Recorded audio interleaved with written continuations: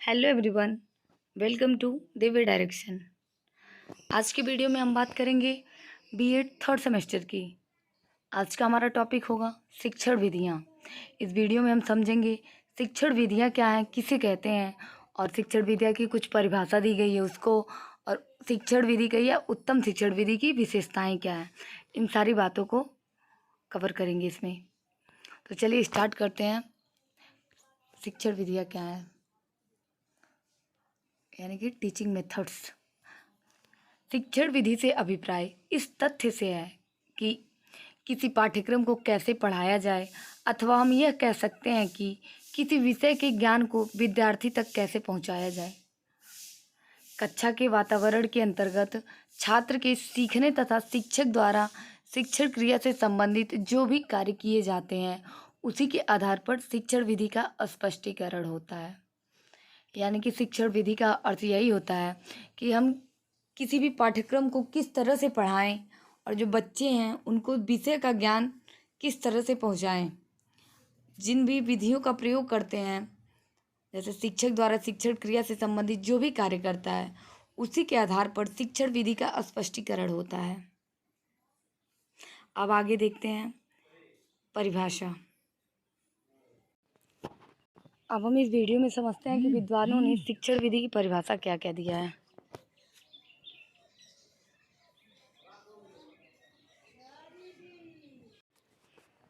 सबसे पहले वेस्ले महोदय के अनुसार देखते हैं।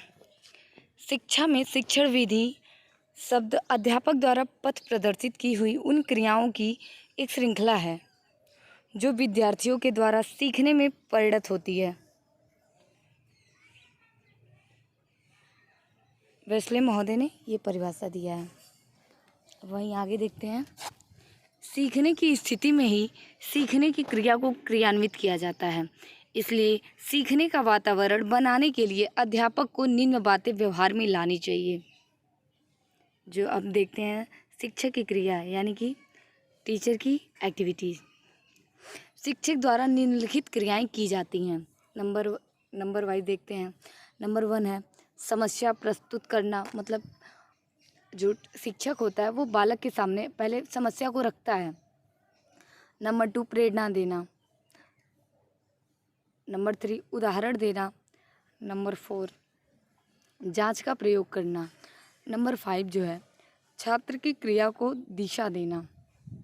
छात्र किस प्रकार से क्रिया कर रहा है, मतलब कि कहीं वो गलत दिशा में ना जाए। जो हमारा प्रॉब्लम है, अपने प्रॉब्लम को ना समझ करके किसी और चीज़ों को समझ रहा है, मतलब उसका दिशा देना। और 6 नंबर जो है छात्रों की सहायता से पाठ्य सामग्री का संगठन तथा निष्कर्ष निकालना। लास्ट में उसका मूल्यांकन करता है, एवेल्युएशन करता है।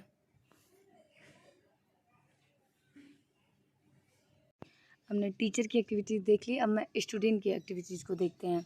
छात्र द्वारा कक्षागत क्रियाएं, इसको भी समझ लेते हैं। छात्र क्या क्या करता है। छात्र निम्नलिखित क्रियाओं को करता है। नंबर 1 प्रेरित होना, निरीक्षण करना। नंबर 3 है पुराने अनुभव का पुनः स्मरण। क्या चीज़ वो पहले पढ़ा है उसको कोरिलेट करके आगे वाले, मतलब नवीन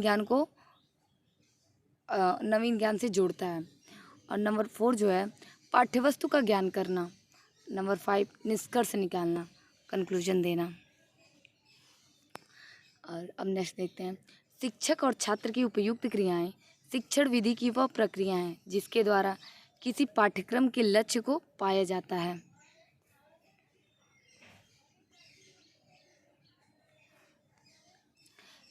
एक शिक्षण विधि के अंतर्गत युक्तियां आती हैं। कुछ महत्वपूर्ण युक्तियां इस प्रकार है, जैसे प्रश्नोत्तर विधि।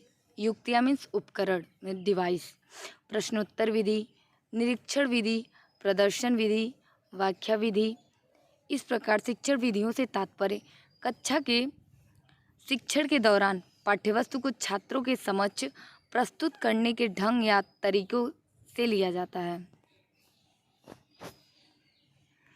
शिक्षण विधियों का शिक्षण विधियाँ जो है शिक्षा के उद्देश्य से घनिष्ठ संबंधित हैं। शिक्षण विधि और शिक्षा के उद्देश्य में दोनों में बहुत ही घनिष्ठ संबंध है। शिक्षण विधियों का उद्देश्य केवल बालकों को पुस्तकीय ज्ञान प्रदान करना नहीं होता है, बल्कि छात्र और शिक्षक के पारस्परिक संबंधों में सजीवता लाना होता है।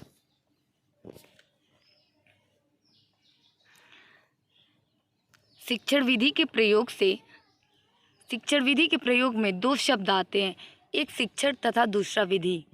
शिक्षण में जहाँ छात्र, शिक्षक और पाठ्यक्रम में आपसी प्रतिक्रिया होती है, वहीं पर विधि में इन प्रक्रियाओं का समायोजन कर उस शिक्षण प्रक्रिया को बेहतर बनाया जाता है।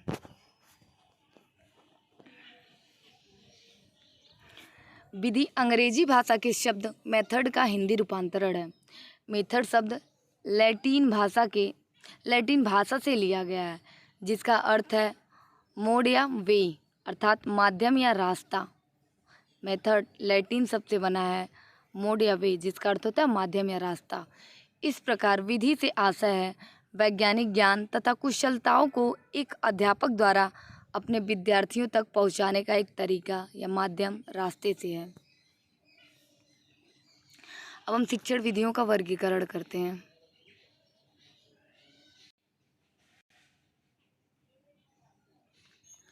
शिक्षण विधियों का वर्गीकरण 3 आधार से किया गया है। पहला, शिक्षक केंद्रित विधियां जो टीचर के अनुरूप हों। दूसरा, पाठ्य केंद्रित विधियां जो पाठ्यक्रम के अनुसार हो। तीसरा, छात्र केंद्रित यानी बालक के अनुरूप। शिक्षण विधि के विषय में हमें जानकारी 17वीं शताब्दी के समय प्राप्त हो गई थी।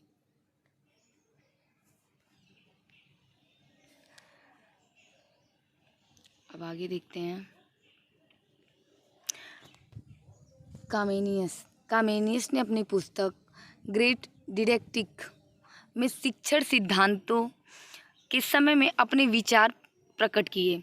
कामेनियस ने कहा कि समस्त विषय सामग्री को प्राकृतिक क्रम में सजाया जाए तथा शिक्षक जो है विभिन्न शिक्षण विधियों को इस प्रकार प्रस्तुत करे जिससे छात्रों को, जो छात्र हैं, उनकी इंद्रियां उत्प्रेरित हों।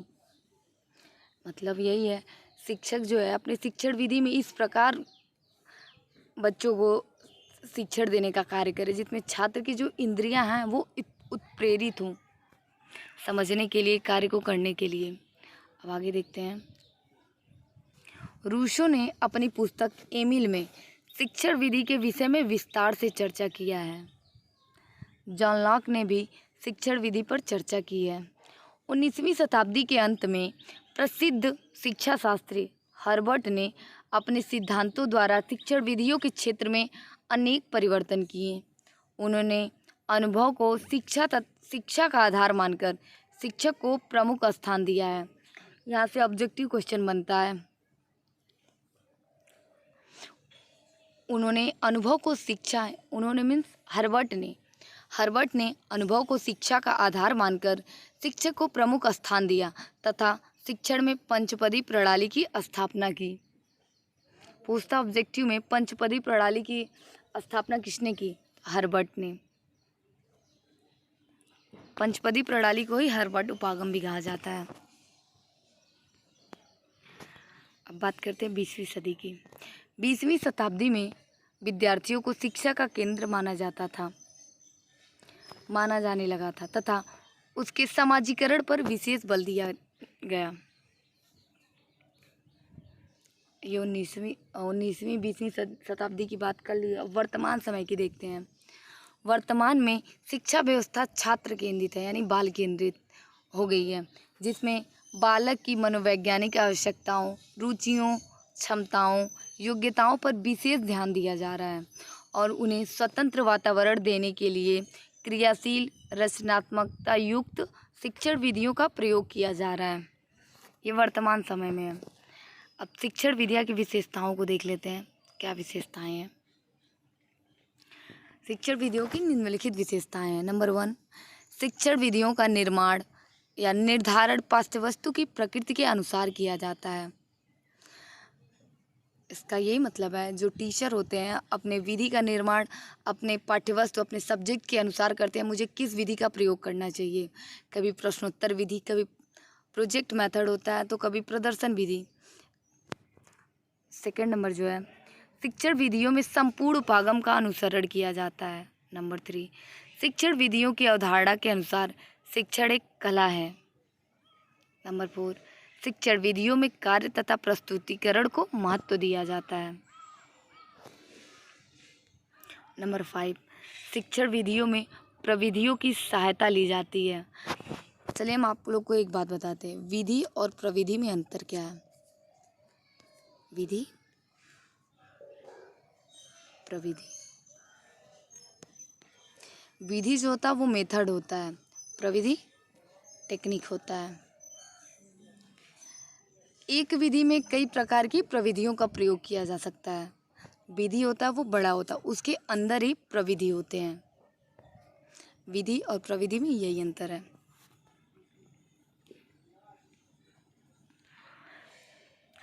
शिक्षण विधियों में प्रविधि की सहायता ली जाती है। मतलब हमें कोई अपना लक्ष्य प्राप्त करना है तो उस लक्ष्य को प्राप्त करने के लिए हम किसी एक मेथड का सहायता लेते हैं। अब उस मेथड को अपने लक्ष्य प्राप्ति तक किस तरह उस मेथड के द्वारा लक्ष्य को किस तरह प्राप्त किया जाए, तो हमें अपने छोटे छोटे टेक्निक्स को लेते हैं बीच में। मतलब अपना एक मेथड चल रहा है, मुझे ये काम करना है, तो उस काम को करने तक के लिए मुझे कुछ ना कुछ सहायता लेनी पड़ती है। जिसकी सहायता होती है वही प्रविधि कहलाती है। 6 नंबर, शिक्षण विधियाँ शिक्षण उद्देश्यों को प्राप्त करने में सहायक होती है। 7 नंबर, शिक्षण विधियों के प्रयोग से विद्यार्थी शिक्षण प्रक्रिया में सक्रिय रहता है। अब हम बात करते हैं उत्तम शिक्षण विधि की विशेषता। नंबर 1, उद्देश्य की प्राप्ति में सहायक। नंबर 2, विद्यार्थी को शिक्षण प्रक्रिया में सक्रिय रखे। नंबर 3, विद्यार्थी को विषय वस्तु के प्रति प्रेरित करे। नंबर 4, स्वाध्याय। नंबर 5, व्यक्तित्व का सर्वांगीण विकास। नंबर 6 है, वर्तमान में शिक्षा बाल केंद्रित है, इसलिए विधियों को मनोवैज्ञानिक होना चाहिए।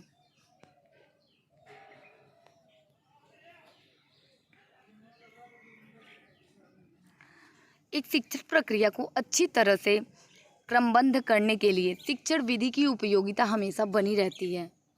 यह अध्यापक को, मतलब कि जो शिक्षण विधि है, अध्यापक को व्यवहार कुशल और आत्मविश्वासी बनाती है। अध्यापक अपनी रुचियों, योग्यताओं, क्षमताओं और अनुभवों के आधार पर विभिन्न शिक्षण विधियों के प्रयोग के लिए स्वतंत्र होता है। किसी विधि का चयन करते समय शिक्षक को निम्नलिखित बातों का विचार कर लेना चाहिए, उनको अपने ध्यान में रखना चाहिए। जैसे कौन कौन सी बातें, जब से किस विधि का अपनाना है तो उससे पहले मुझे ये देखना होगा कि मुझे पढ़ाना क्या है और क्यों पढ़ाना है, किसे पढ़ाना, कैसे पढ़ाना। अब किसे पढ़ाने में अगर 5th का बच्चा तो उसके लेवल का, अब वहीं 12th का बच्चा तो दोनों का लेवल चेंज हो जाएगा। टॉपिक वही रहेगी लेकिन पढ़ाने का तरीका बदल जाएगा। और 5th नंबर है, विधियों के प्रयोग की समस्या क्या है। नंबर 6, समस्या को कैसे दूर किया जाए। नंबर 7, कौन सी विधि सर्वोत्तम है, कौन सी विधि का चयन किया जाए जो उद्देश्य की प्राप्ति आसानी से हो जाए। अब बात करते हैं शिक्षा दर्शन में शिक्षण विधियाँ। जैसे आदर्शवाद में शिक्षण विधियाँ कौन कौन सी थी। सबसे पहले आदर्शवाद देखेंगे, आगे फिर पढ़ते रहेंगे, प्रकृतिवाद, यथार्थवाद सबको देखेंगे। तो चलिए पढ़ते हैं आदर्शवाद में शिक्षण विधियाँ। यद्यपि आदर्शवादियों ने किसी विशिष्ट शिक्षण विधि की बात की नहीं की है। जो आदर्शवादी हैं वो किसी विशिष्ट प्रकार की शिक्षण विधि की बात नहीं की है, लेकिन फिर भी सामान्यतः उन्होंने व्याख्या, विवेचना, संवाद तथा प्रश्नोत्तर आदि विधियों का उल्लेख किया है। अब बात करते हैं यथार्थवाद। यथार्थवाद में शिक्षण विधियाँ। यथार्थवादियों में वैज्ञानिक एवं वस्तुनिष्ठ विधियों पर बल दिया गया है। यथार्थवादियों के अनुसार अनुसंधान, प्रयोगात्मकता, स्वानुभव तथा सहसंबंध आदि विधियों का प्रयोग करना चाहिए। प्रकृतिवादी में शिक्षण विधियाँ क्या हैं, प्रकृतिवाद का भी समझ लेते हैं। प्रकृतिवादियों में करके सीखने, अनुभव द्वारा सीखने, खेल द्वारा सीखने पर बल दिया गया।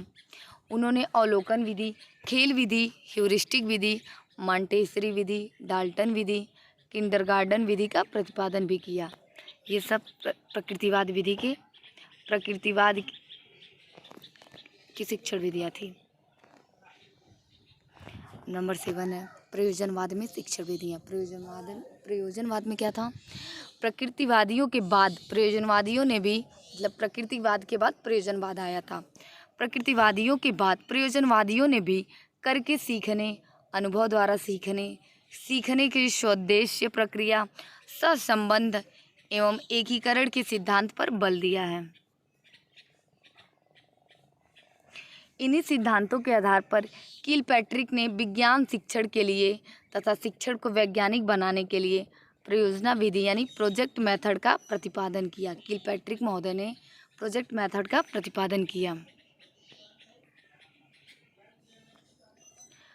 अब हर्बर्ट स्पेंसर के अनुसार शिक्षण विधि के निम्न सिद्धांतों पर आधारित होना चाहिए।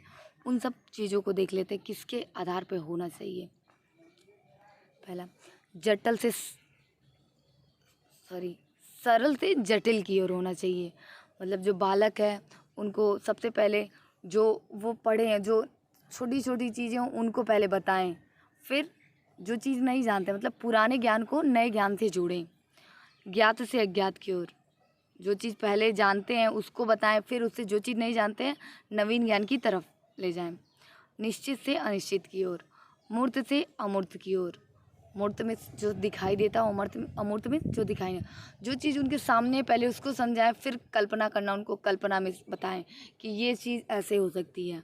प्रत्यक्ष से अप्रत्यक्ष की ओर। स्व अधिगम पर बल, विधि रुचिपूर्ण होनी चाहिए। 8वां, प्रयोग सिद्ध से विचार युक्त की ओर।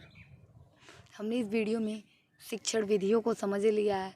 अब नेक्स्ट वीडियो में हम लोग समझेंगे जैसे कौन कौन से शिक्षण विधि, जैसे मस्तिष्क उद्वेलन विधि यानी कि ब्रेन स्टोर्मिंग, संवाद विधि, सहभागी विधि, प्रोजेक्ट मेथड, प्रयोग विधि।